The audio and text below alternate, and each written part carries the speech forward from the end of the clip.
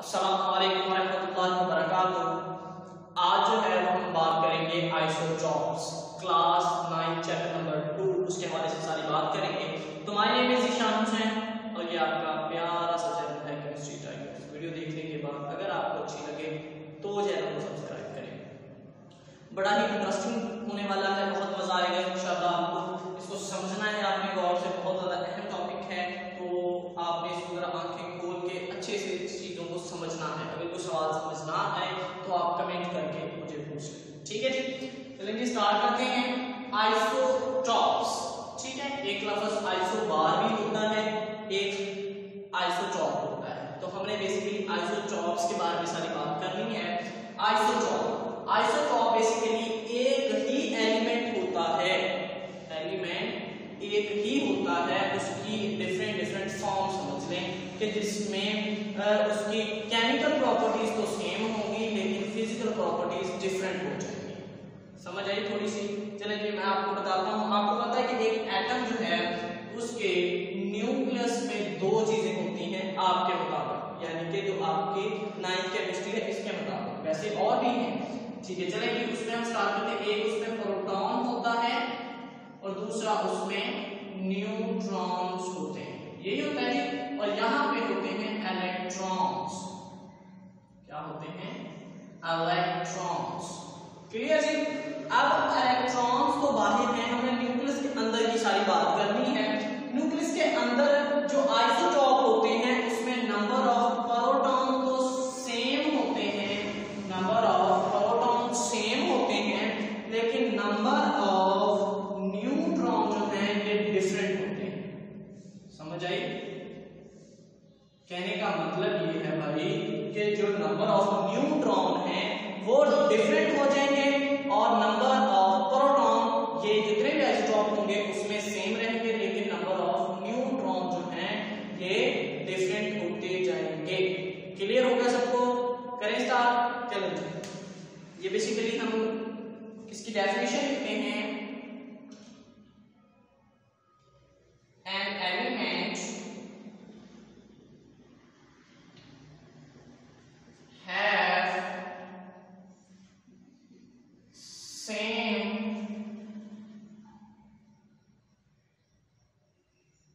atomic number but different atomic mass। मैंने तो number of neutron protons की बात की थी। एटॉमिक नंबर और एटॉमिक मास क्या चीज है भाई? एटॉमिक नंबर का हम पीछे दूसरे चैप्टर में पढ़ चुके हैं। एटॉमिक नंबर होता है number of protons, number of protons, ठीक है। नंबर ऑफ प्रोटॉन्स कितने हैं वो उसका एटॉमिक नंबर होता है, एटॉमिक नंबर होता है। क्लियर जी? और एटॉमिक मास बेसिकली होता है, हम इसको लिखेंगे सम ऑफ नंबर ऑफ प्रोटॉन। तो भाई प्रोटॉन उसमें भी थे प्लस न्यूट्रॉन, दोनों को, ठीक है। Number of protons and number of neutrons दोनों को सम कर दें, दोनों को जमा कर दें तो आपके पास एटॉमिक मास आता है। तो आपके पास एटॉमिक मास आता है। इसको चैप्टर थोड़ा सा देख लें, ठीक है जी। इसको देखिए जरा, समझें। क्लियर है सबको? पक्की बात है भी? ओके। अच्छा जी, मैं आपको एक एग्जांपल से समझाता हूं। जैसे जी फर्ज कर लें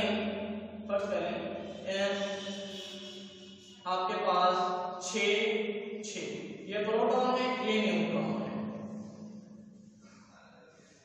6 प्रोटॉन 7 न्यूट्रॉन, ये न्यूक्लियस, ठीक है। तो आप हमें बताएं कि इसमें जो नंबर ऑफ प्रोटॉन्स है ये इसमें भी 6 हैं और नंबर ऑफ प्रोटॉन्स इसमें भी 6 हैं, ये तो सेम हो गए। पहली कंडीशन हमारी डाल दो। दूसरी, नंबर ऑफ न्यूट्रॉन ये 6 है, ये 7 है, ये दोनों डिफरेंट हैं भाई, ये दोनों डिफरेंट हैं, तो इसलिए ये एक दूसरे के क्या है? आइसोटॉप्स हैं, आइसोटॉप्स हैं। क्लियर हो गया? पक्की बात है, इसको रेज कर दें। ओके जी, आगे नेक्स्ट हम प्रॉपर्टीज के बारे में देखेंगे कि आइसोटॉप्स की प्रॉपर्टीज क्या है। इसको रेज कर दें कोई सवाल। ओके, तो करते रहिए कहानी ये ड्रामा।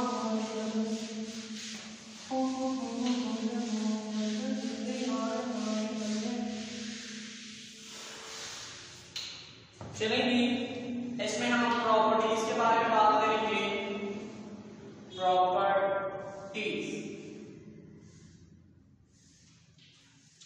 प्रॉपर्टीज जो होती हैं ये बेसिकली आइसोटॉप्स की, फर्स्ट तो ये होता है कि भाई उनका एटॉमिक नंबर सेम होता है।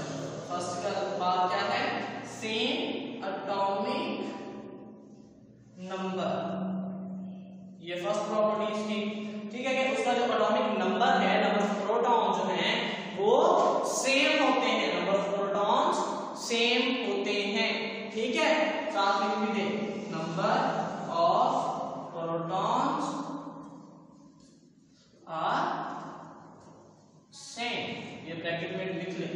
अच्छा, दूसरी प्रॉपर्टीज इसकी क्या है, दूसरी प्रॉपर्टीज है कि भाई इसका डिफरेंट एटॉमिक मास होता है, डिफरेंट एटॉमिक मास होता है, यानी कि जो उसके नंबर ऑफ न्यूट्रॉन्स हैं वो डिफर होते हैं, वो डिफरेंट होते हैं। क्लियर? अच्छा, तीसरी प्रॉपर्टी इसकी क्या है कि भाई जो इसकी आइसोटॉप्स होते हैं इनकी केमिकल प्रॉपर्टीज सेम होती हैं, केमिकल प्रॉपर्टीज सेम होती हैं। Isotopes have same chemical properties, उसकी जो केमिकल प्रॉपर्टीज होती हैं वो सेम होती हैं। रीजन क्या है भाई, जो केमिकल प्रॉपर्टीज हैं वो डिपेंड करती हैं नंबर ऑफ इलेक्ट्रॉन्स पर, नंबर ऑफ इलेक्ट्रॉन्स पर। क्या वजह है, ये किस पे डिपेंड करती हैं, depend on valence electrons, valence electrons. ठीक है, तो जो आइसोटॉप्स होते हैं जितने दोनों में प्रोटॉन तो सेम होते हैं। ठीक है, प्रोटॉन दोनों में या तीन जितने भी हो आइसोटॉप्स उनमें सेम होते हैं, तो जितने प्रोटॉन होते हैं उतने ही इलेक्ट्रॉन होते हैं। तो इसका मतलब है उसके इलेक्ट्रॉन सबके सेम हैं तो उनकी केमिकल प्रॉपर्टीज सेम होती हैं, केमिकल प्रॉपर्टी सेम होती हैं। इधर प्रॉपर्टी नंबर 4, उसमें हम लिखेंगे कि जो आइसोटॉप हैं उनकी फिजिकल प्रॉपर्टीज डिफर होती हैं। Isotopes have differ physical properties, उनकी जो फिजिकल प्रॉपर्टीज होती हैं वो सेम नहीं होती, वो डिफरेंट होती है। रीजन क्या है, इसकी जो रीजन है वो भाई ये है कि ये जो डिपेंड करती हैं ये एटॉमिक मास पे डिपेंड करती हैं, डिपेंड्स अपॉन एटॉमिक मास। तो उसका भाई एटॉमिक मास देखिए, नंबर ऑफ न्यूट्रॉन डिफरेंट हो गया, नंबर ऑफ प्रोटॉन सेम है तो उनका एटॉमिक मास डिफरेंट हो गया, उनका एटॉमिक मास डिफरेंट हो गया। क्लियर? जब उनका एटॉमिक मास डिफरेंट हो जाएगा, डिफरेंट हो जाएगा तो क्या होगा भाई, उनकी फिजिकल प्रॉपर्टीज भी डिफरेंट हो जाएगी, उनकी फिजिकल प्रॉपर्टीज भी डिफरेंट हो जाएगी। यहां तक सबको क्लियर है? कोई सवाल? अच्छा जी, प्रॉपर्टी नंबर 5 देखें। प्रॉपर्टी नंबर 5, जितने भी आइसोटॉप होते हैं उनकी इलेक्ट्रॉनिक कॉन्फ़िगरेशन सेम होती है। देखिए, जितने प्रोटॉन उतने इलेक्ट्रॉन, तो इलेक्ट्रॉन को अगर आप अरेंजमेंट देखेंगे तो वो भी सेम ही होगी, वो भी सेम होगी। तो हम लिखेंगे isotopes have same electronic configuration configuration, electronic configuration आपने कंप्लीट लिखना है यहाँ पे। ठीक है जी, समझ आ गई। ये 5 प्रॉपर्टीज हैं आइसोटॉप्स की। ठीक है, आइसोटॉप्स की, इसको एक दफा देख लें अच्छे से। कोई सवाल है मुझसे पूछ लें, शाबाश, कोई सवाल है मुझसे पूछ लें, कर दे। ओके, नेक्स्ट हम बात करते हैं इसकी कुछ एग्जांपल्स की, कि भाई इसकी एग्जांपल्स कौन कौन सी हैं। ठीक है, करते हैं जी इसकी कुछ एग्जांपल्स, करते हैं इसको ये।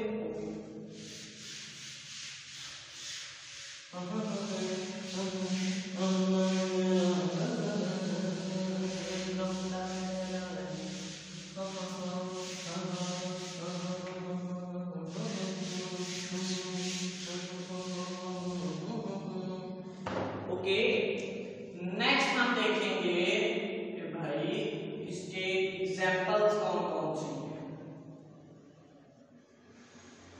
समझना है बात को गौर से।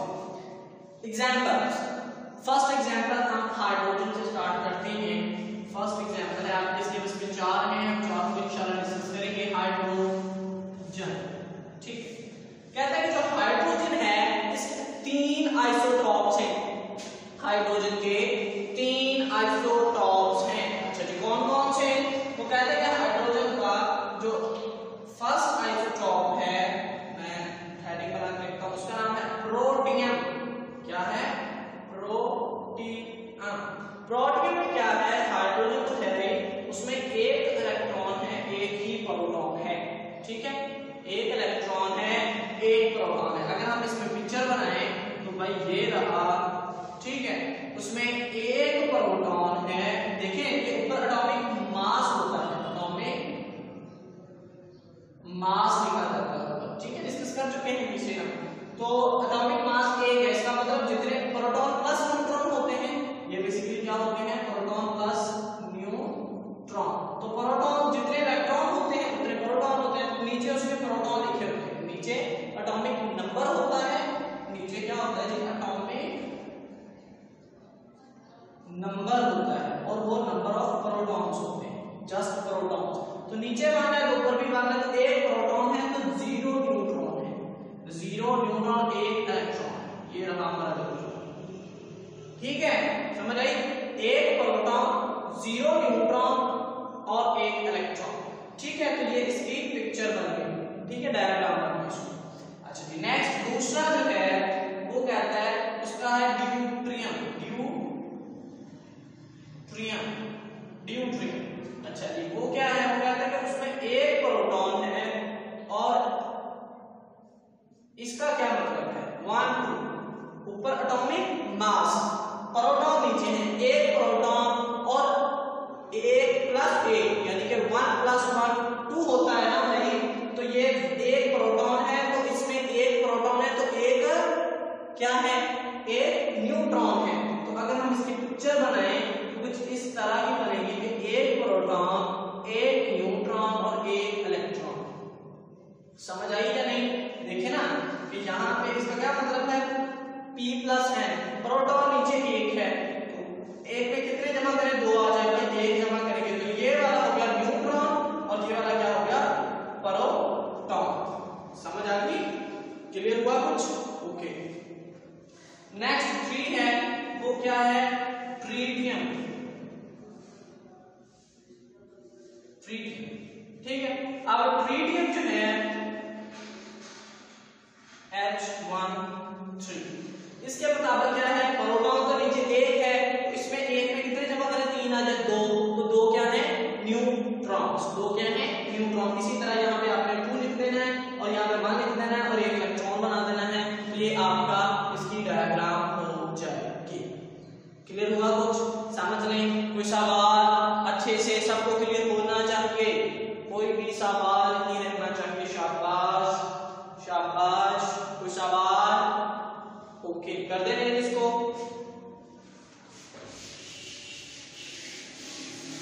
नेक्स्ट हम देखते हैं कि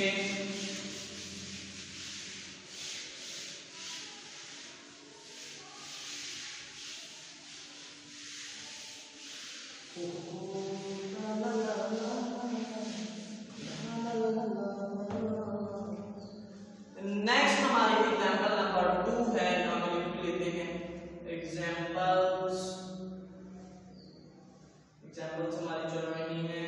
तो एग्जांपल नंबर 2 जो है वो है इस पे कार्बन में। अब यहाँ पे कार्बन के भी 3 ही आइसोटॉप्स हैं, 3 आइसोटॉप्स हैं। अच्छा जी, कार्बन के कौन कौन से हैं? तो वो कहते हैं कि कार्बन 612 है, उसके बाद कार्बन 613 है, उसके बाद कार्बन 614 है। ठीक है, ये 3 इसके आइसोटॉप्स हैं। ठीक है, वो कहता है कि ये जो पहले 2 आइसोटॉप्स हैं, जो पहले 2 आइसोटॉप्स हैं, ये जो है ये स्टेबल है। ये क्या है?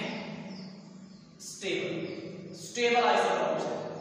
अब ये वाला जो थर्ड है 614 वाला, ये रेडियो एक्टिव है।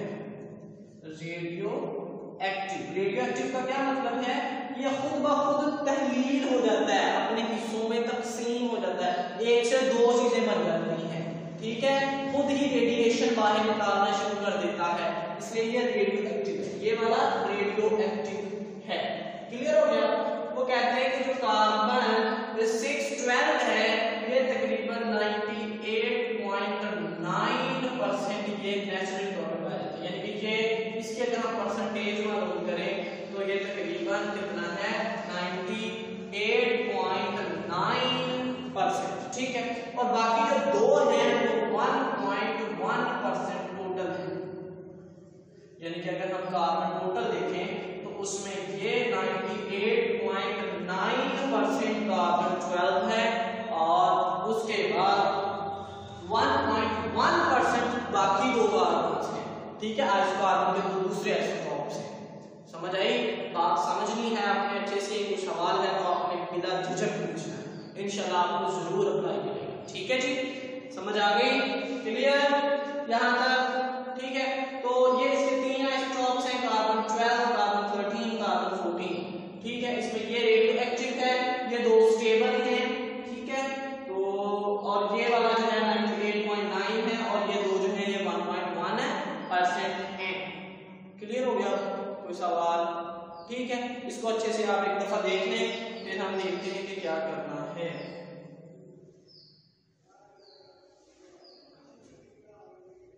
क्लियर जी? ओके, नेक्स्ट जो है ये आपने देखना कि हम इसकी डायग्राम बनाए तो वो कैसे होगी। वैसे बुक पे बनी नहीं है, या बनी तो होगी तो आप देख लें एक दफा। तो ये वाला बातों को समझना है बस आपने जस्ट। अच्छा जी, इसमें यहाँ न्यूक्लियस है, तो न्यूक्लियस में कितने प्रोटॉन आते हैं या कितने इलेक्ट्रॉन आते हैं, ये आपने देखना है। इलेक्ट्रॉन यहाँ शेल्स में लिखने हैं, और प्रोटॉन और न्यूट्रॉन आपने न्यूक्लियस के अंदर लिखने हैं। तो यहाँ पे ये हम इसकी डायग्राम बनाए तो 6 प्रोटॉन है, तो हमने प्रोटॉन 6 लिख दिए। ठीक है, 6 प्रोटॉन। अच्छा जी, उसमें 6 प्रोटॉन है, तो 6 यानी कि ऊपर जो है वो प्रोटॉन प्लस न्यूट्रॉन लगे 6 ये है, तो कितने जमा करें? 12 आ जाए भाई, 6 जमा करेंगे तो 6 ही न्यूट्रॉन है। तो इलेक्ट्रॉन कितने हैं? तो पहले में आ जाएंगे 2, और दूसरे में कितने आ जाएंगे? 4। ठीक है, इसी तरह नेक्स्ट अगर हम इसकी अगली नेक्स्ट डायग्राम बनाएं तो वो कुछ इस तरह से होगी। ये आपके 2 इलेक्ट्रॉन हो गए, और कितने प्रोटॉन है? 6 प्रोटॉन, और अब 13 बनाना है। यानी कि 6 प्रोटॉन कितने जमा करें? 13 बन जाए, तो भाई 7 जमा करेंगे तो 13 बन जाएगा। तो ये बन गए 7 न्यूट्रॉन्स, और 6 जो है वो मतलब इलेक्ट्रॉन को लेकर 2 और 4 ये 6। ठीक है, इलेक्ट्रॉन सब में सेम होंगे, इलेक्ट्रॉन और प्रोटॉन सब में सेम होंगे, नंबर ऑफ न्यूट्रॉन चेंज हो जाएंगे। पहले में आएंगे 6, अगले में आएंगे 7, और अगले में आएंगे 8। ठीक है, डायग्राम एक जैसी है, जस्ट आपने नंबर ऑफ न्यूट्रॉन्स को चेंज करना है। क्लियर सबको? इंशाल्लाह आप बना लेंगे इजीली। नेक्स्ट जो है वो हमारी एग्जांपल जो है इसको रेज कर दें, आपने चीजों को बेटा समझना है दोस्तों। आपने कोई भी सवाल है तो उसको आपने लाजमन डिस्कस करना है एक दूसरे से, या वहां आपको समझ नहीं आती तो आप मुझे कमेंट करेंगे, इंशाल्लाह आपका जवाब जरूर दिया जाएगा। चलें जी, एग्जांपल नंबर 3 जो है वो है यूरेनियम की, ठीक है। ये क्लोरीन की कर रहे हैं, क्लोरीन। अब क्लोरीन के जो है ये दो आइसोटॉप्स हैं, क्लोरीन के दो आइसोटॉप हैं। फर्स्ट है क्लोरीन 35 और दूसरा है क्लोरीन 37, ठीक है। क्लोरीन 35 और क्लोरीन 37, ठीक है। अच्छा जी, इसमें अगर हम बात करें तो ये तो नीचे नंबर ऑफ प्रोटॉन्स कह रहे हैं, ये तो प्रोटॉन्स हैं, ये कितने हैं 17। इसमें ये 17 प्लस कितने जमा करें 13 बने तो ये 18, ये कितने जमा करें 18 जमा कर दें तो कितने बन जाएंगे 35 बन जाएंगे। तो ये वाले जो है ये न्यूट्रॉन्स हैं, डायग्राम इंशाल्लाह आप बना लेंगे इजीली। और ये जो है ये क्या है प्रोटॉन्स हैं, ठीक है। इसमें भी वही है, यहाँ पे ये 17 आ जाएंगे प्रोटॉन और प्लस कितने जमा करें ये बन जाए तो ये तकरीबन देख लें कितने जमा करेंगे 20 जमा करें तो आपके हो जाते हैं, ठीक है। 20 जमा करें तो आपके जमा हो जाते हैं। तो ये वाला न्यूट्रॉन्स हैं, ये वाले न्यूट्रॉन्स और ये वाले क्या हैं प्रोटॉन्स। और डायग्राम अगर आप बनाएं तो यहाँ पे आपने इलेक्ट्रॉन लेकर लेने हैं, यहाँ पे आप बनाएंगे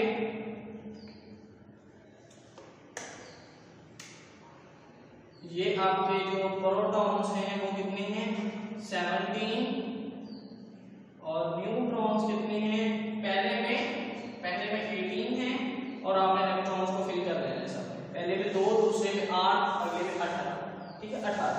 उसके बाद इसी तरह यहाँ पे एक डायग्राम बनाएंगे, पी तो आपका वही रहेगा यानी प्रोटॉन्स 17 और न्यूट्रॉन यहाँ पे 20 आ जाएंगे और यहाँ पे आपने इलेक्ट्रॉन्स फिल कर देने हैं। क्लियर? ये थी एग्जांपल नंबर 3 क्लोरीन की। क्लोरीन के दो आइसोटॉप होते हैं, क्लोरीन 35 और क्लोरीन 37। क्लियर हो गया? कोई सवाल तो पूछ लें, शाबाश। कोई सवाल है पूछ लें।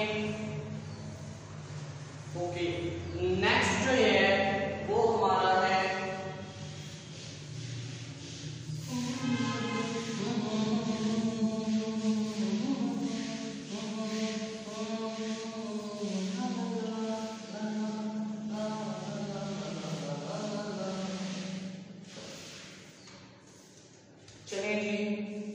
लास्ट एग्जांपल है एग्जांपल नंबर 4, वो है यूरेनियम, ठीक है। यूरेनियम, तो यूरेनियम 34, उसके बाद यूरेनियम 35, उसके बाद यूरेनियम 38, ठीक है। ये 3 आइसोटॉप्स हैं 234, 235 और 237, ठीक है। तो इसमें ये वाला बात को तकरीबन इतनी समझ आ जाएगी, ये नंबर ऑफ प्रोटॉन्स हैं, ये भी प्रोटॉन है, ये भी प्रोटॉन है। इसमें कितने न्यूट्रॉन है आप इजीली फाइंड कर लेंगे, ये कितने हैं, यानी कि इसमें से ये वाला निकाल दो तो आपको नंबर ऑफ न्यूट्रॉन्स निकल आएंगे, ठीक है। नंबर ऑफ न्यूट्रॉन्स निकल आएंगे इजीली। तो नंबर ऑफ, और उसके बाद आपने डायग्राम यहाँ पे बनाने की है और उसमें नंबर ऑफ प्रोटॉन लिख देने हैं और नंबर ऑफ न्यूट्रॉन जितना आंसर है इसको माइनस करने पर वो आपने लिख देना है और तीनों की डायग्राम्स बनाते हैं जो आप इस्तेमाल करते हैं मतलब नेट जो इलेक्ट्रिसिटी बनाई जाती है न्यूक्लियस से, ठीक है। जो है न्यूक्लियर इलेक्ट्रिसिटी या फिर आप जैसे एटम बम उसमें जो इस्तेमाल होता है वो ये वाला 238 बहुत ही कम मकदार में पाया जाता है नेचुरली तौर पर। समझ आ गई? ये थे आइसोटॉप्स और उसकी एग्जांपल्स। बहुत अहम शॉर्ट क्वेश्चंस हैं, लॉन्ग क्वेश्चन भी पूछा जा सकता है। तो वीडियो अच्छी लगी तो लाइक करें, चैनल को सब्सक्राइब नहीं किया तो अगर आपको वीडियो अच्छी लगी है तो भाई कर लें। बाकी मिलते हैं अगली वीडियो में, तब तक के लिए